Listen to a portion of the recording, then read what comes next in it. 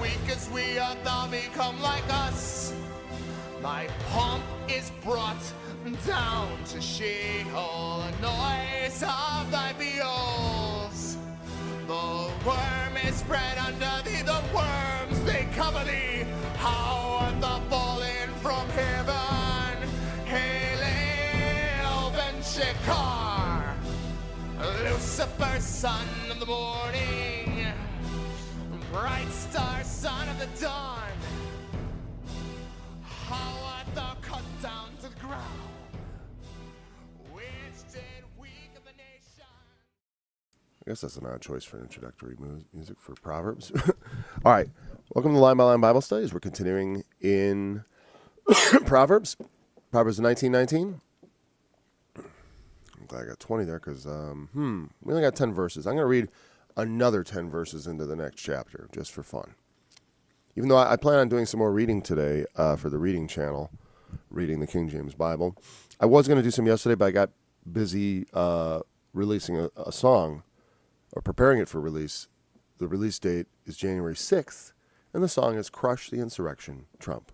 So, really a beautiful piece of art there. That's the song that inspired the Quest Lords of the Apocalypse. So I'm really excited to have that song finally have a release date. Okay, a man of great wrath shall suffer punishment, for if thou deliver him, yet thou must do it again. Hear counsel and receive instruction, that thou mayest be wise in thy latter end. There are many devices in a man's heart. Nevertheless, the counsel of the Lord, that shall stand. The desire of a man is his kindness, and a poor man is better than a liar. The fear of the Lord tendeth to life, and he that hath it shall abide satisfied. He shall not be visited with evil.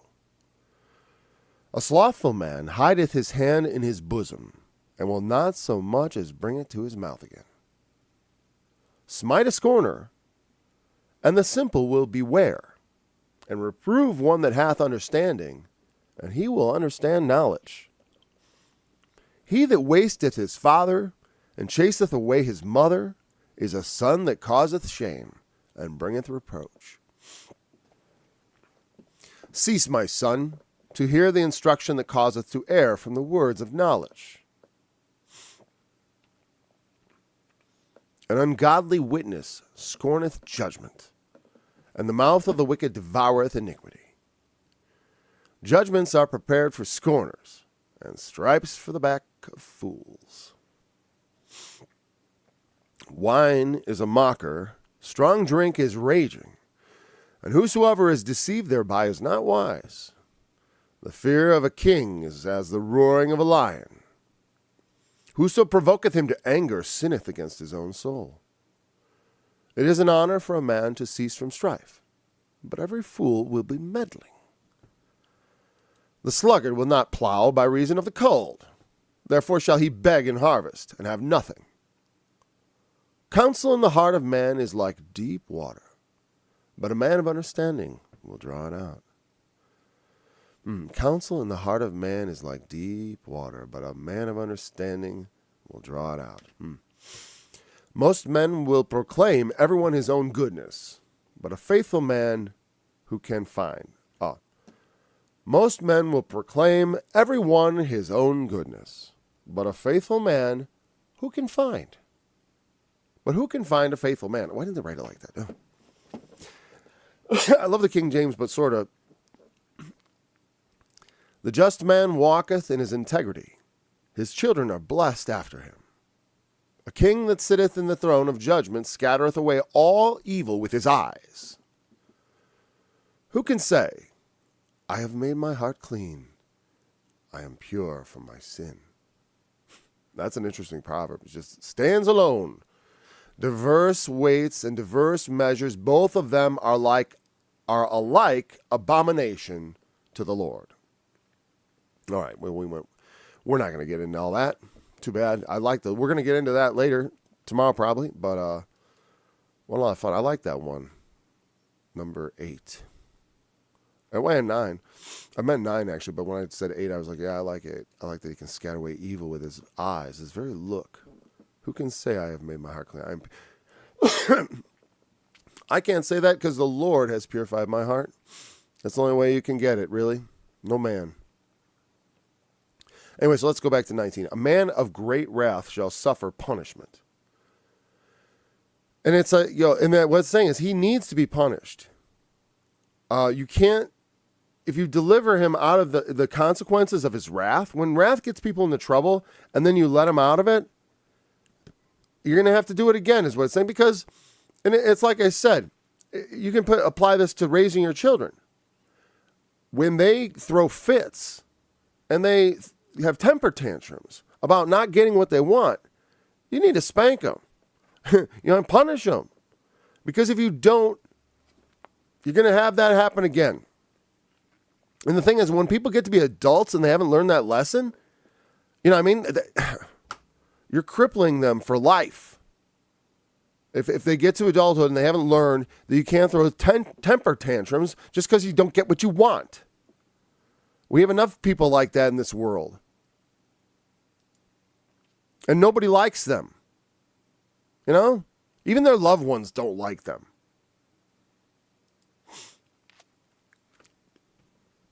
You gotta be careful with wrath. You know? Because I mean, there's lots of reasons to be angry. You know, I understand. I get angry, But you have to not, to be angry and sin not, give not place to wrath. Wrath is, I think, more understood as the expression of anger. And in the way it's expressed is very critical. You know what I mean? Because chosen words are not, that's not wrath, really. I mean, just choice words. Unless God's given them to you, then it can be pretty harsh, I'd say. Because his words divide and sunder even the soul and spirit. When you speak God, that's why I said when you speak God's word, that's the power of life and death right there. You can speak death. You don't need any more weapons. I don't, that's why I'm resolved on that. I'm resolved on that. It takes a burden off my mind, Having to think that I need to obtain more weapons. Nah. No, I don't. I have all the weapons I need. Hear counsel and receive instruction, that thou mayest be wise in thy latter end. You got to learn from experience. Listen to what you're told. Take what you're instructed in, because there are people who know better. People who have been there before. That annoys me sometimes when I get... it's a cliche with old people, but sometimes young people really, they don't listen. They don't want to listen. They think they know everything. I thought I knew everything, but I very quickly understood I didn't. I didn't spend long in that delusion. No one ever literally believes that, but you act it out. Young people act it out like they think they got it together. Just because they understand how to be a human being, sort of. Because they can walk around, they can get in a car and drive it somewhere, they can open a bank account, they can spend money, get a job and all that stuff. You got to learn. Receive instruction. There's hard ways to learn. Like I said, I said experience, but really that's the second thing. It's like you can either listen to what people tell you or you can go out and, mess around and find out. It's not like it hasn't been done before. Even Solomon in Ecclesiastes says, I tried to go and seek out madness and folly so I could understand it.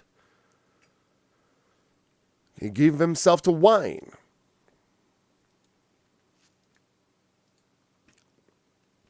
And such. But all that stuff is not, like it says, wine is a mocker. Strong drink is raging. If you're deceived by that, you're not wise. That's not wise. Almost everybody knows it too. That's the funny thing. There are very few people who have addiction that are not fully aware of the harm it does and fully, at least on some, I don't know. I always was. I was always aware, and I also always wanted to get out of it. There are many devices in a man's heart.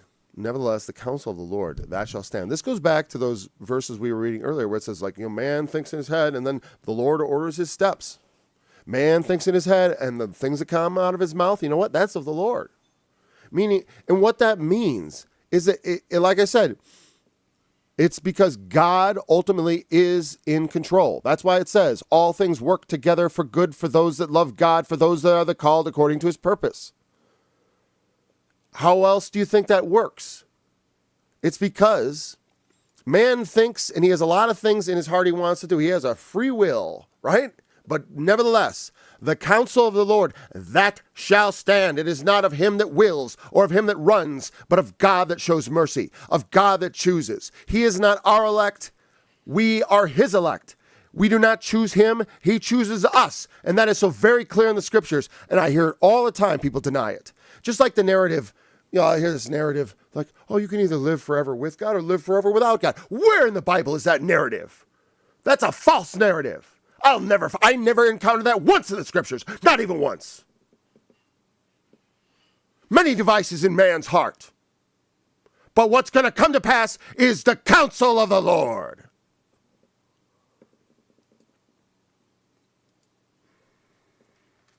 The desire of man is his kindness. I think what this means is man wants kindness to happen to him. Man wants favor. Man wants grace. I think that's what it means. Let's go look at the NIV. Oh, that inflames me so deeply. I am on fire right now. So I'm on the wrong verse. Here counsel receives that thou mayest be wise in thy latter end. There are many devices in a man's heart. Nevertheless, the counsel of the Lord, that shall stand. I love that verse. Just remember, people like to deny it. It's like these are Proverbs. This is cosmic truth, right? All right, so I'm on verse 22 in the NIV. Let's just see.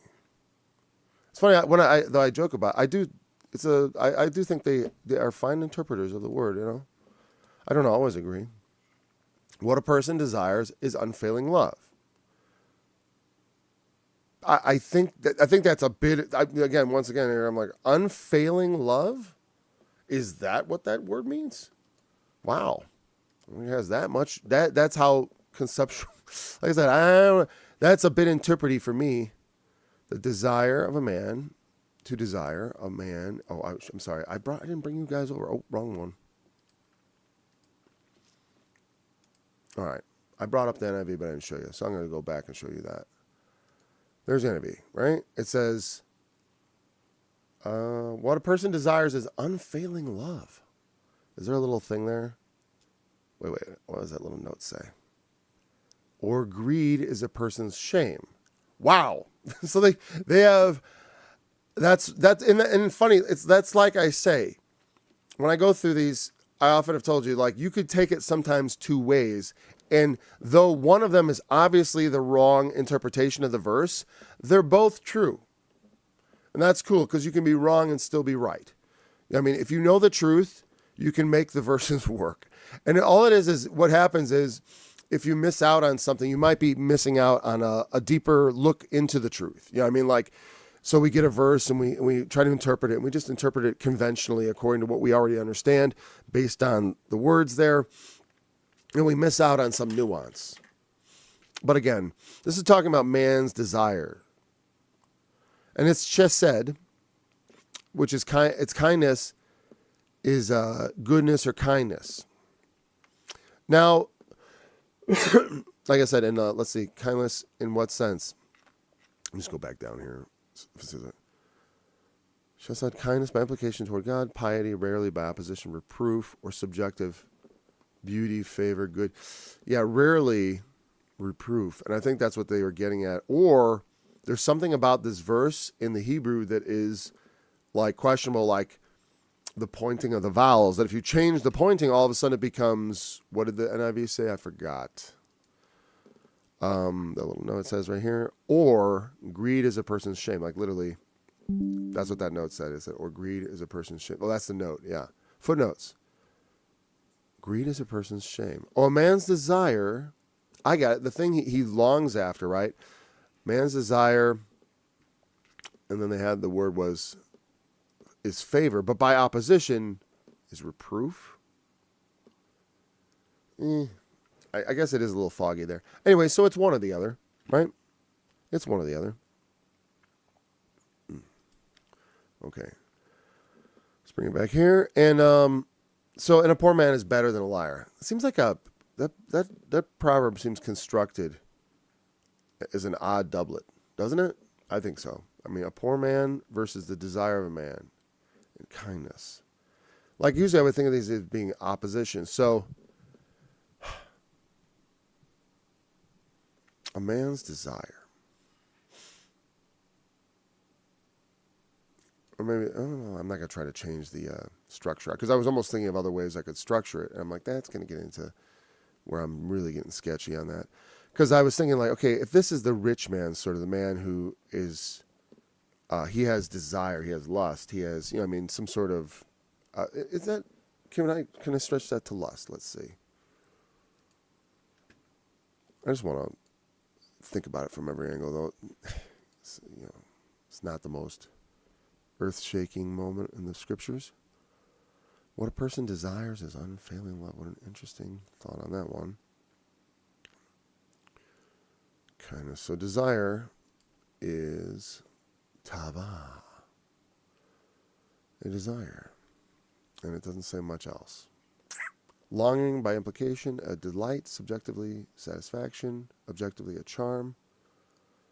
A man's delight, a man's desire. I like to think of it, so, I guess, having kindness done to you is always desirable, of course.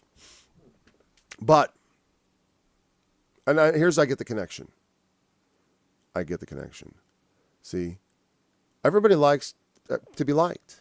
Everyone wants people to like them, right? And what gets in the way of that sometimes? What gets in the way of people liking you? I'll tell you what, the truth. The truth can get in the way of people liking you. It can divide between friends. If you speak the truth, you may not have as many friends. If you're a found liar, you're not going to have many friends either. But the point is, especially during certain circumstances, you try to tell the truth. And I've seen it happen to all kinds of people who, they lost all kinds of friends over what happened during the pandemic and all the lockdowns and all that stuff. It divided families, friends, things like that because of what people believe is true. It doesn't even have to be true. But the point is, if you're going to violate your integrity to be liked by people, that's a mistake. It's better to be poor than a liar. And even if you want people to like you. So there you go. It is not an odd coupling. It makes perfect sense. There we go. That's what it's talking about. I'm almost certain because the Lord gives me these things, and that one feels just right. Because it would have to work together. You have to work them together. And that's an important thing. Because I think, because otherwise it's like you look at the Proverbs and you think, like, what were they thinking? It's like, no, there's a thought there. There's a thought there. You want people to be kind, but don't do it at the expense of the truth. Okay? You want people to be kind to you, but it's, and be benevolent, give you gifts, because part of prosperity is getting along with people. If you don't get along with people, it's hard to prosper. I know because I know. I've been hard to get along with at times. All the time, really. I know my family might dispute that actually because they get along with me fine. And that's the thing. It's like, I think it's because of the things I believe. When I believe things are true, I try to stake to that because it's like that's the most important thing. We have to be faithful to the truth. We can't deceive ourselves and be liars. Because we do, and ultimately when you lie, you deceive yourself because you think you can get away with this. You think you're not going to be found out. You think the Lord is not going to make you answer for your lies. I can attest, I've always gotten found out. So it's better to be true. The fear of the Lord tendeth to life. Well, why am I where I can't see anything? All right, the fear of the Lord tendeth to life, and he that hath it shall abide satisfied. He shall not be visited with evil. And I think, it's not that nothing, look at Job feared the Lord and evil came against him, right? Okay. Exceptions prove the rule, though. The Lord had put a fence around him. The Lord had protected him. And the thing is, when we have perfected the fear of the Lord in us, and to me, the way that looks is like it did in Cornelius. He feared God and did righteousness, because that's what fearing God does to you. It does it to me. It hasn't perfected me yet, but it's shoving me down that direction rather roughly. Come on, get going. Straighten up. Get your act together. You live. Be alive. Be strong. Let your be filled with the energy of life. The fear of the Lord invigorates. It raises from the dead, ultimately through faith in Christ. Because the fear of the Lord will drive you into the arms of Jesus like nothing else. And when you have it, there's satisfaction in that. Yeah, I do. It is satisfying. Because when I meditate on it, I think on all those things that the Lord has done for me. How many times, He's proved Himself to me.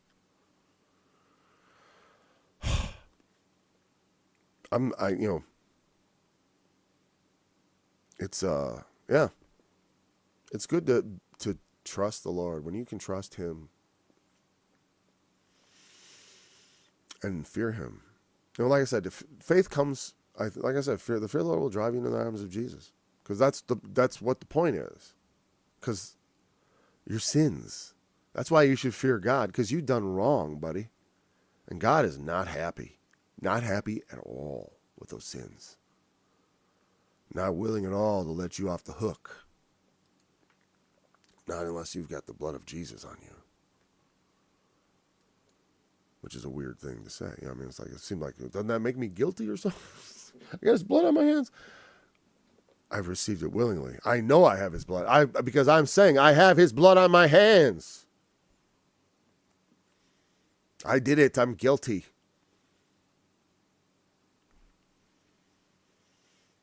But the Lord will not. The Lord, and like I said, it's about cosmic justice. You may be chastened with the loving chastening stripes of a father, but you will not be visited with evil when you trust in the Lord. No, you will not. Trust that.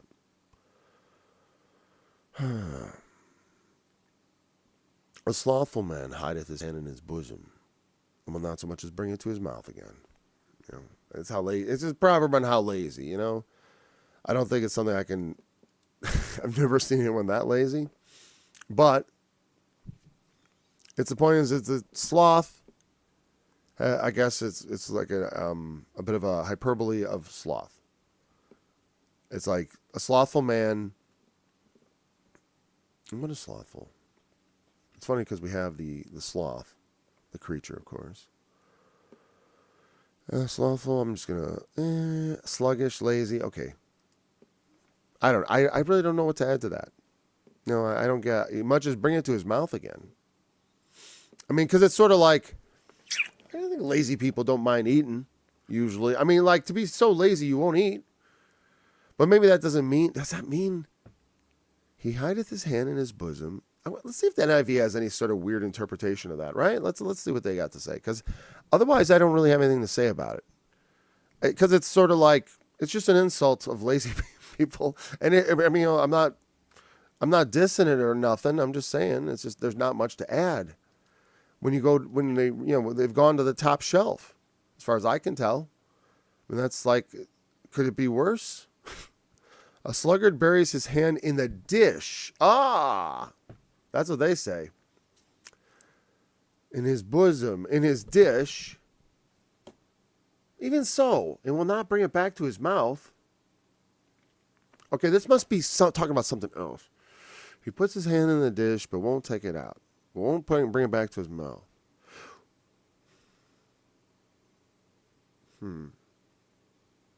Well, maybe it's sort of a metaphor for like the idea that he's willing to take, but not to do the work. Because that's the obvious thing. He's willing to take from others. He puts his hand into the plate, is the way I'm looking at it, and then, but he's not willing to bring it to his mouth. Yeah, I mean, he's willing to go to where the food is, but not willing to do the work to get it into him. You know, and I think that's, like I say, by way of hyperbole. You know, obviously the guy's willing to stuff his face with food, but the point is he's so unwilling to work that they're willing to say this about him in hyperbole, about how useless this person is. Don't be useless. Don't just take from people, contribute. You know, everyone's got to do their part. Everyone's got their contribution to make. Okay, smite a scorner, and the simple will beware. Yeah. Reprove one that hath understanding, he will understand knowledge. You know, sometimes it talks about the simple, be wise, right? And simple is like pre-foolish. You know, it's like you haven't necessarily done a lot of foolish things yet. You're just simple. You don't know. You know, when you make a mistake, does that make you a fool? Well, only if you don't learn from it, you know? Only if you don't learn from it. When we don't learn from our mistakes, that's foolishness. When you repeatedly mistake something, that's foolishness. And just pretty much, you know? Like it says, wine is mocker, strong drink, raging. Whosoever is deceived thereby is not wise. It's foolish. So, you know, but when justice is carried out, those who are not yet, you know, corrupted or wise will wise up. You know, oh, maybe I won't go down that path. I saw my friend who I went to school with go to jail for stealing. But then when you don't smite them, you know, and a scorner is one who's a mocker. And to me, that's like, what? It doesn't have to be someone who literally mocks. Remember everything it's said about mockers, right? Because what it is they don't value the things of God. Yeah, whatever. That stuff. You know, they got no time for the things of the Lord. To them, that's just something to mock. Scorn. I don't know if scorner is the same. Let me look up scorner just to see, make sure I got the right word. That's what I like to do. Okay. Scorner is, let me transition over there. Scorner's Lutz, ambassador, have a derision, interpreter, make a mocker. Yeah, that's the word. That's the one we had. That's the same word. It means mocker, scorner. And it's an ungodly person, essentially. You know, an ungodly person who for whom the things of God are like a foreign language. You know, it's like they're so not in that universe. Like, it's the kind of thing like they just want to leave. Yeah, I met people like and I don't torment people with religious talk. I certainly don't.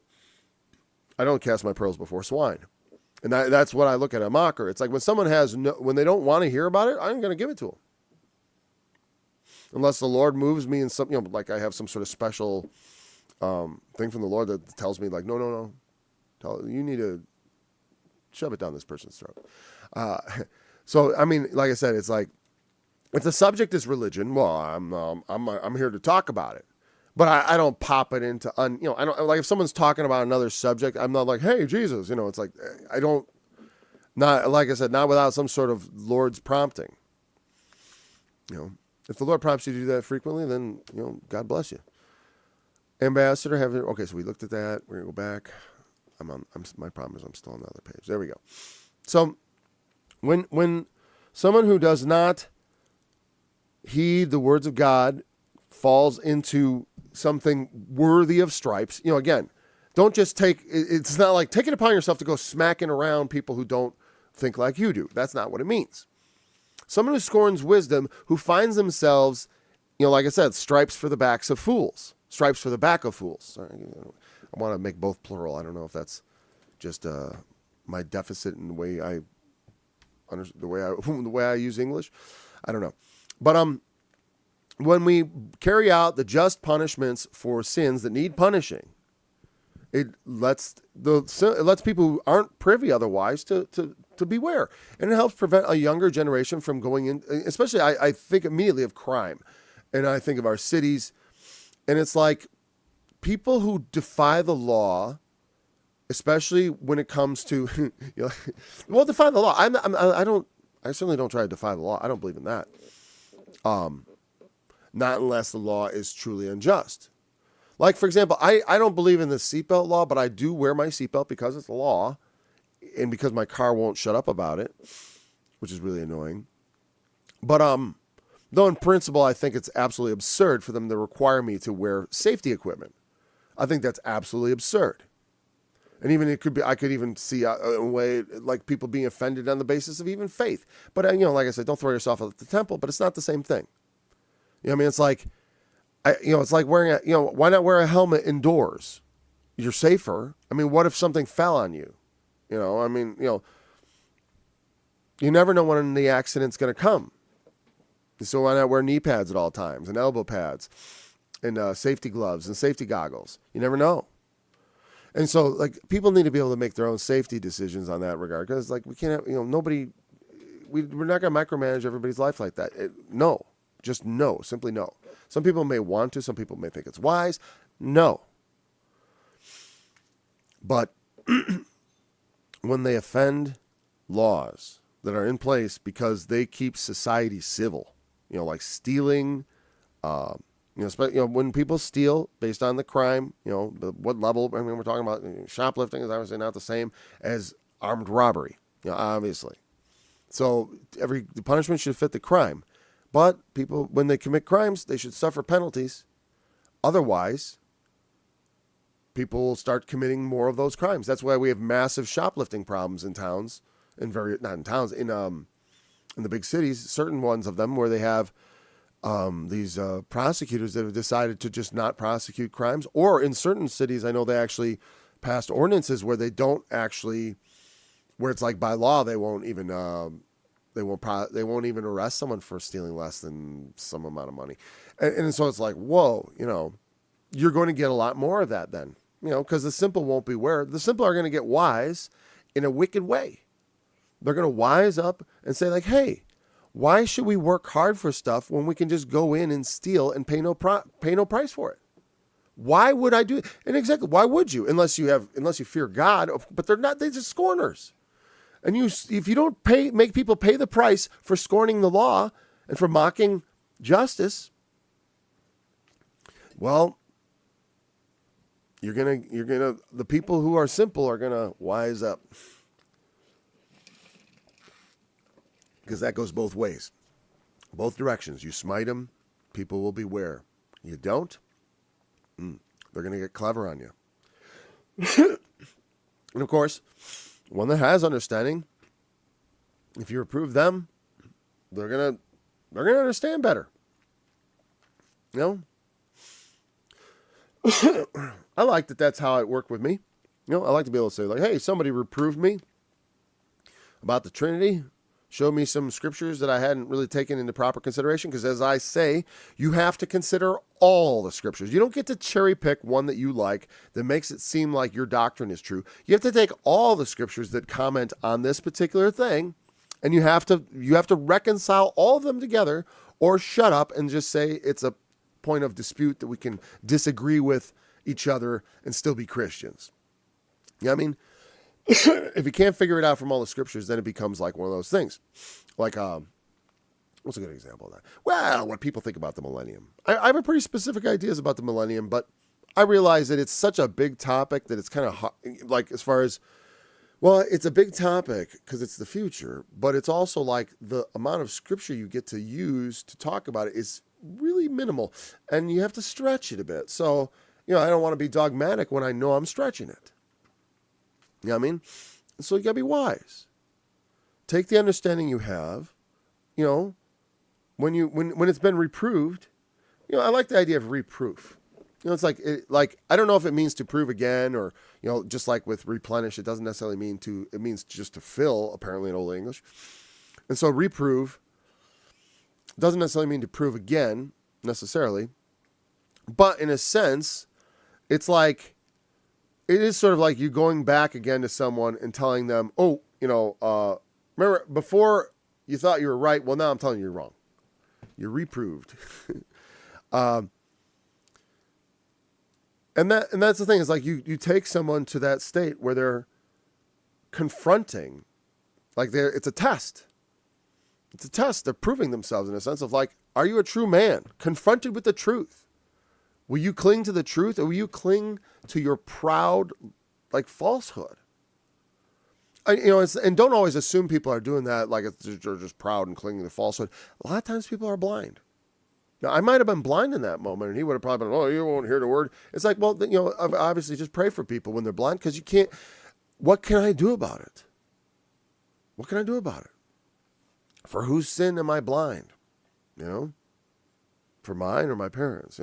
I'm alluding to what Jesus. What happened when that happened? When they brought someone before Jesus who was born blind, and they said, for whose sin was he born blind? For his or his parents? And he said, neither. Because if they're blind, it may be just for the glory of God, that when their eyes are opened and they see.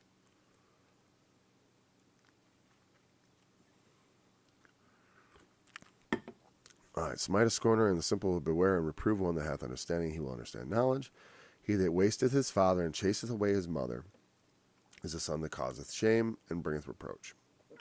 And again, like a lot of these proverbs, they put the results for the actual actions.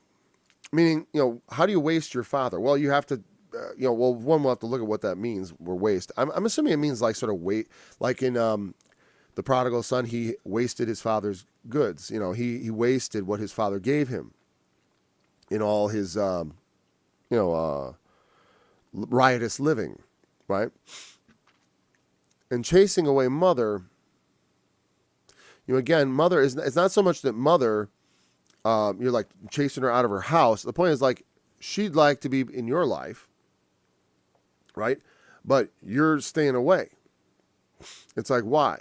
Well, because of the things you're doing, And that's the thing. It's like, it's not just, because when I say that chase away his mother, it's like, I feel I have to examine myself.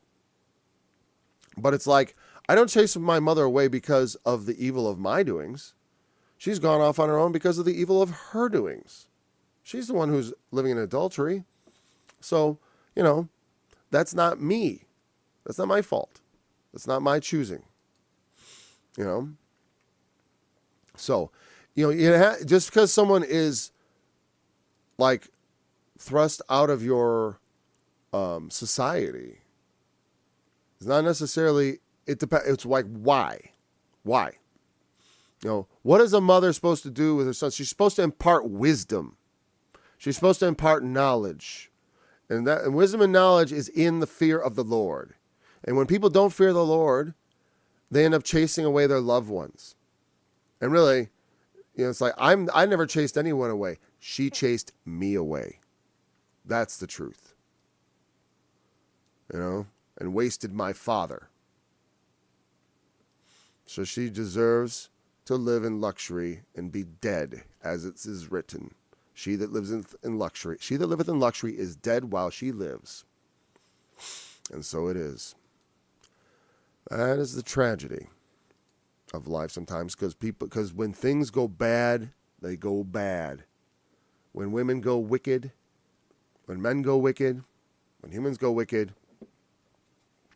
that's the way the world works, And the Lord,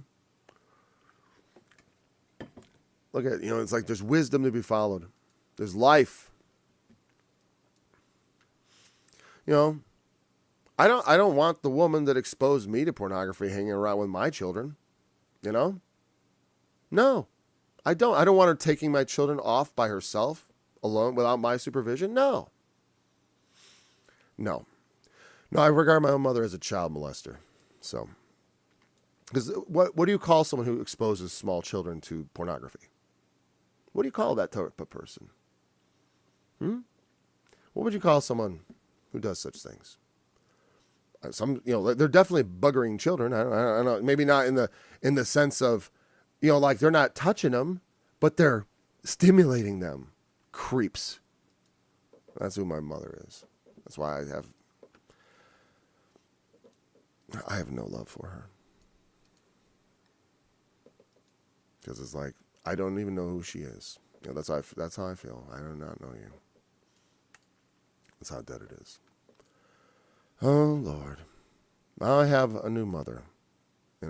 Mothers and brothers and sisters and fathers. Many, many, many. And I love you all. I love all my mothers. Sometimes you don't get to keep the one you came from. Just this tragedy of life sometimes.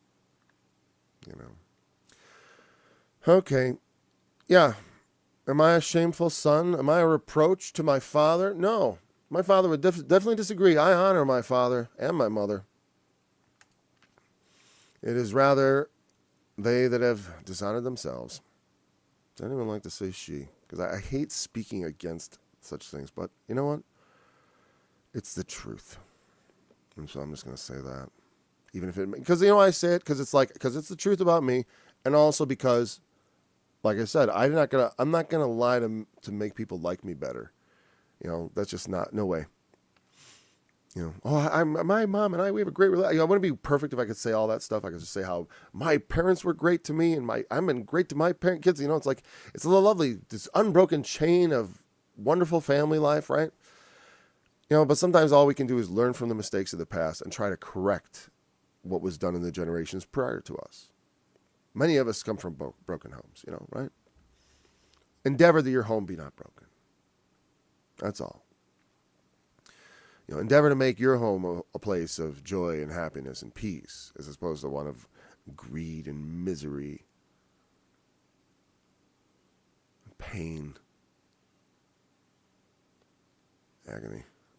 Anyways, so he wastes his father. I wanted to see what. Actually, I done. Oh, I want to look at wasteth. All right, wasteth his father. I was just curious if it means waste, like generally just the word waste. Shaddad, to deal violently with, to despoil, devastate, ruin. Probably not literally be violent towards his father, but, well, it would definitely extend to that. I mean, get violent with your dad. I've never gotten violent with my father. Thank the Lord. It's like never. Never felt like it. Never felt like hitting him or. I mean, we've had words or moments, right? Crack clash, adults, men, it can happen and over, but not much. We've always had a very good relationship, my father and I. So that's all I can say. Not always, actually. All my adult life. As a teenager, he was always working and stuff and growing up. And it's like we didn't have much connection. And because he was all about Jesus and I was all about I want to have sex, and I'm not getting it. That was the biggest. That is more true than anything else. I'll tell you that. The Lord has always been very guarded of me. He's suffered me. I was not a particularly great fornicator. No. Only in my heart I desired to be such. To my shame. I'm glad I'm glad I'm not here boasting about what a just Casanova I was, because I was not. Never been.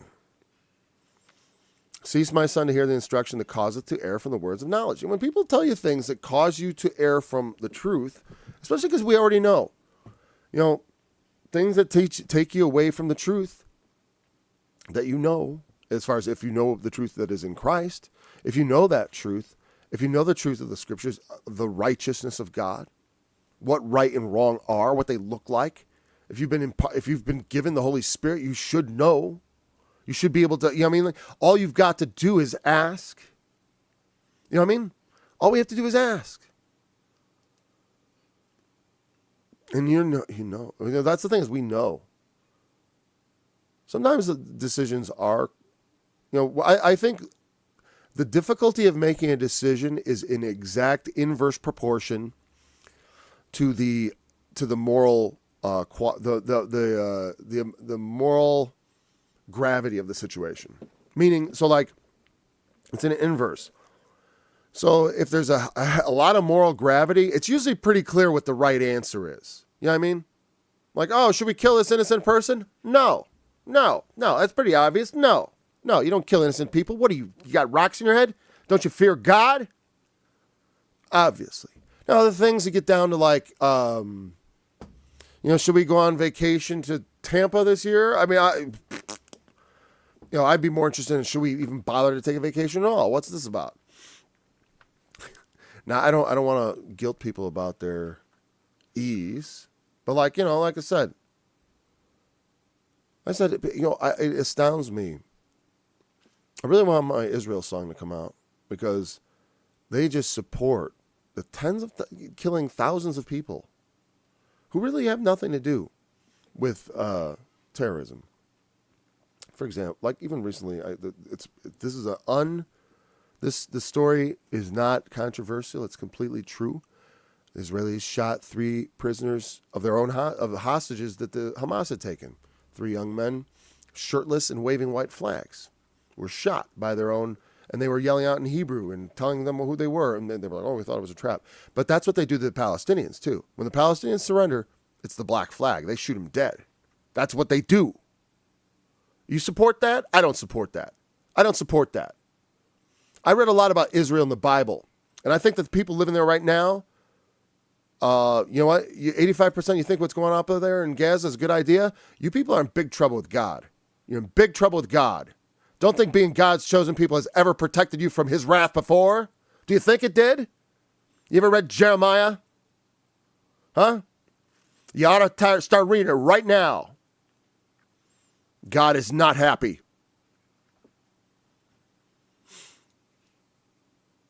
It's like, yeah, that's the thing. It's like moral questions are pretty simple. It's only when we're deceived by lies, in their deceptive propaganda. I hear it from their own mouths.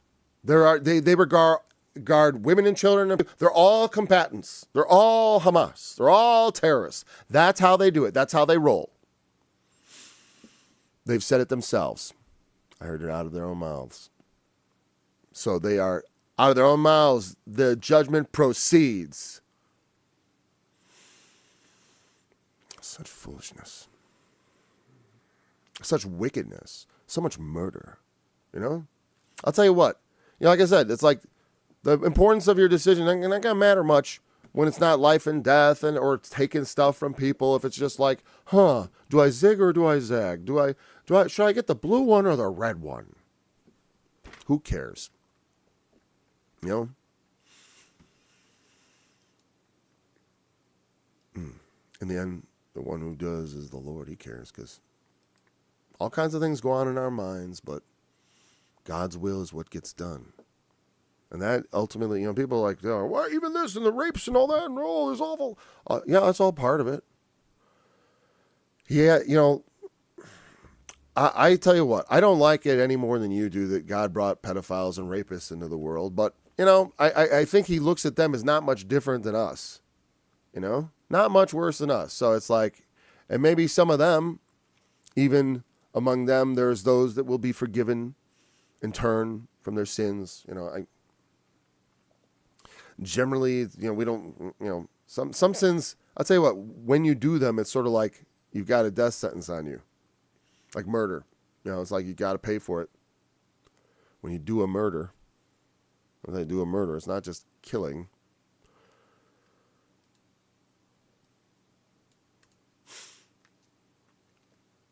And also, you know, like the 2 witnesses don't kill anybody. They just speak and then people die. Words, fire comes out of their mouth. In that manner, they are killed. But they are not. It's God that does the death.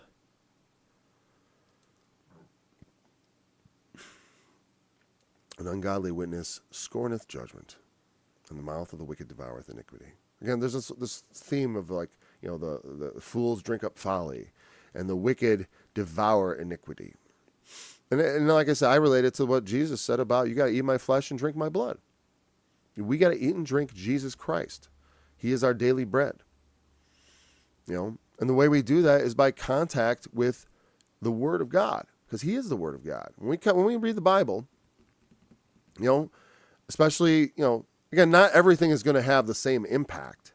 You hang out in Leviticus for a long time, you ain't going to get you're going to get as much out of it as if you're looking in other places. I'm just telling you.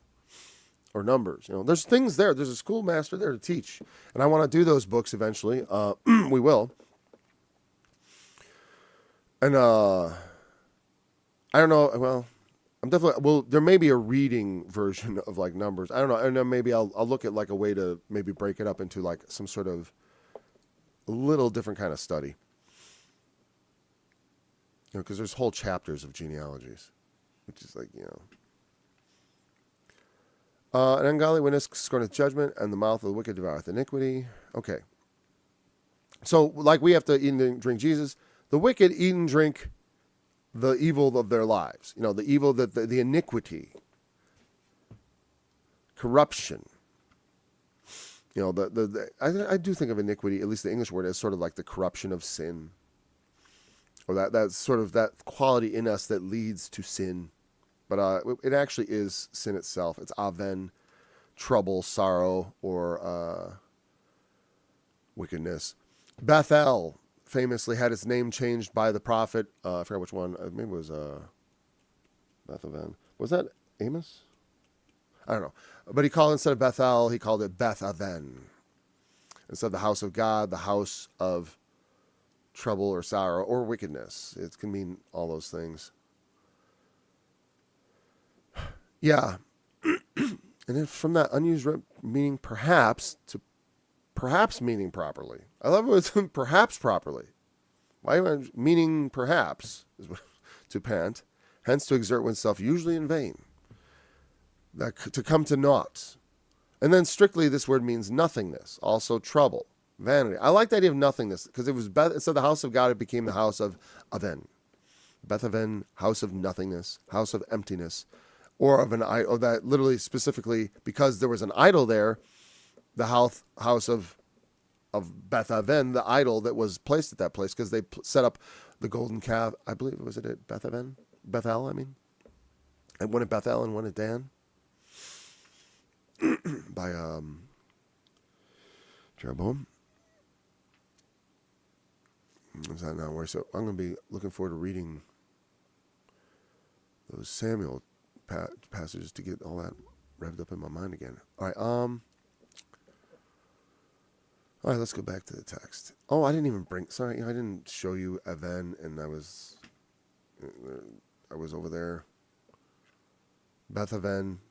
There it is, from an unusual meaning properly to pant, hence to exert oneself usually in vain, to come to naught, strictly nothingness. I read all that, but I didn't bring it up. Specifically an idol. I made much of that, but I thought I had it on the screen.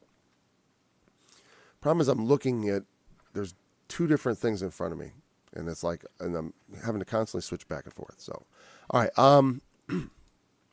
mouth of the wicked devoureth iniquity.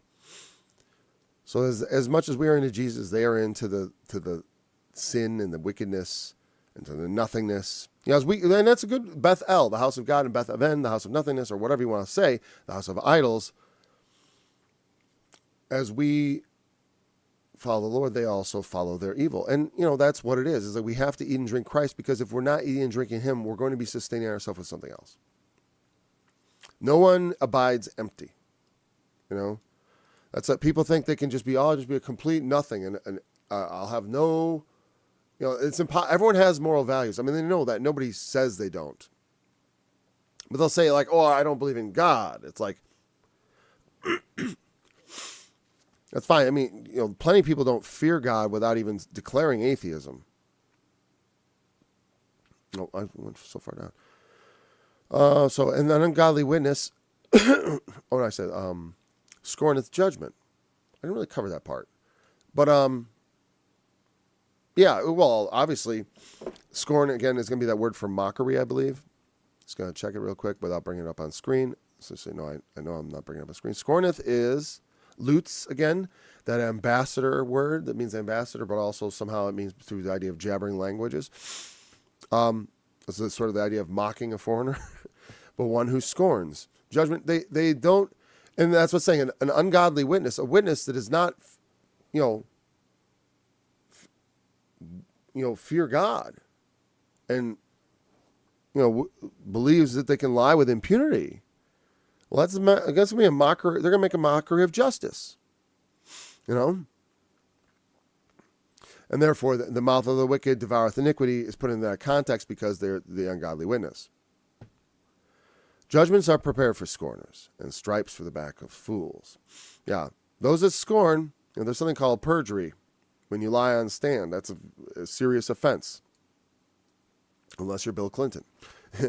Anyways, and the mouth of the wicked devoureth iniquity. I didn't actually think, in retrospect, I honestly thought they never should let that trial go forward. Even though I think he's a wicked, wicked as they come. She should have made something about that before, when back, whatever. The person that was involved in that was not particularly moral themselves, As far as the woman that sued him, also, selling her pictures in the magazines and stuff like that, just all this salacious stuff, and shouldn't have been really this. I don't know. To me, it's like you got to get rid of when you get rid of your president, you got to get good reasons on him, like the current president. I mean, he's got literally stuff that's criminal. So I was, yeah. Judgments are prepared for those that defy the law. Those that defy the Lord, you get judged. Like I said, unless the world is going to go off the rails, which it sort of is. Like I said, judgment is getting perverted. They're perverting justice. When they don't prosecute people for doing crimes that need punishing, you're going to get more of it. And then they go after people for peacefully protesting and charge them with trespassing in a public building. Give me a break. You know how many times that building has been broken into by protesters? There was like, in the 60s, there were like a bunch of black guys with guns breaking into the Capitol. And they didn't shoot anybody, but they were carrying guns.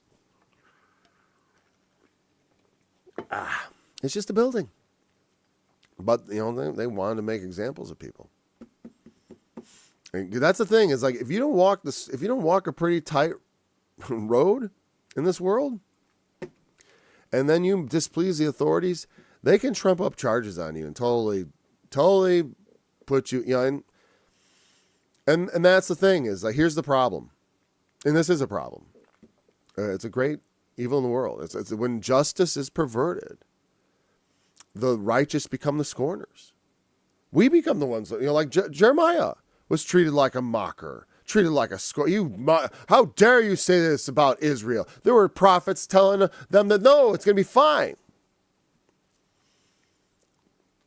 And so when the king is corrupted, the prophets come before him speaking the truth, and they get punished. It happens. Many prophets, sawn and sunder and stuff like that. There's not a lot of, what would I say? There's not a lot, I don't know, whatever. I was going to make some sort of comment about there not being a lot of good retirement plan for the prophets. They usually don't retire. They usually go out with a bang. And so, yeah, the punish, just like Jesus, he took stripes. With his stripes we are healed. That's, this is cosmic justice. This is not what happens in this world.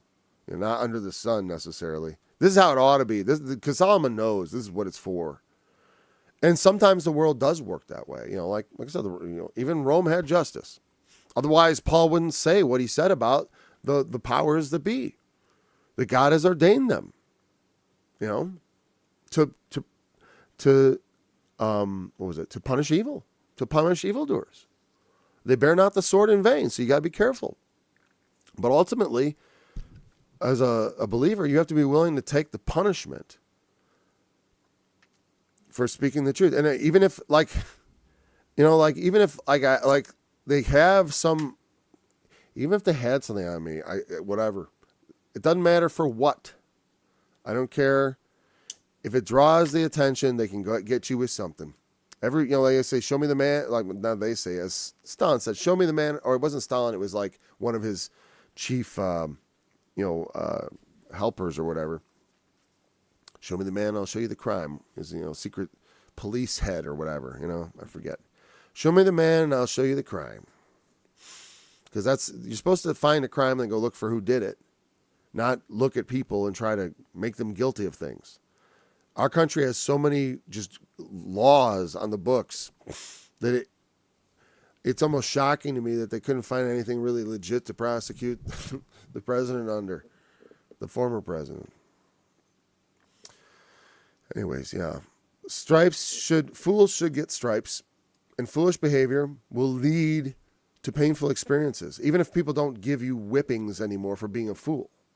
It's not necessarily literal. I mean, he's just saying, if you play the fool, you're going to pay the price. You're going to get the consequences of your actions. Your foolish actions will bring about bad things. That's what makes me nervous about our country. Because we have a lot of stripes coming. We have a lot of stripes coming. And I think a lot of people really haven't faced that. I've been facing it for a while now. I'm telling you, like, it's been in my mind. But it's like, we don't get to do so wickedly and go unpunished. You know, I think it's hilarious that American Christians literally think they're going to get raptured. You're more likely to suffer through a horrible war than any sort of thing like that. Let me tell you that is what we've got coming in this generation. We've allowed wickedness to prosper. We didn't stop it. I don't know how to stop it exactly. I was busy with my own life, you know. Whatever. Now we got to turn it around. And so there are consequences. You know, they call it blowback. And we have been storing up treasuring for ourselves wrath of millions of people. Millions of people. And we think that that's just going to go away. Or we're going to stay on top all the time. We're going to stay on top. Yeah, we're going to bully everyone forever. You really think that?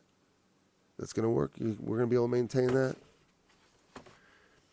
And if we did, you think God would be pleased with the way we handle ourselves? I don't think so. I don't think so. Anyways, thanks for joining me. I guess I'm losing my voice a little bit. We'll return again tomorrow for another study in the book of Proverbs. We'll pick it up at chapter 20. Until then, thanks for joining me. And I think I said that part. Remember, the testimony of Jesus is the spirit of prophecy. Love it. Oh, they shall speak and say to thee, art thou become as weak as we? Art thou become like us? Thy pomp is brought down to Sheol, a noise of thy beals. The worm is spread under thee, the worms they cover thee. How art thou fallen from heaven? Hail ben Shekar, Lucifer, son of the morning, bright star, son of the dawn. How art thou cut down to the ground?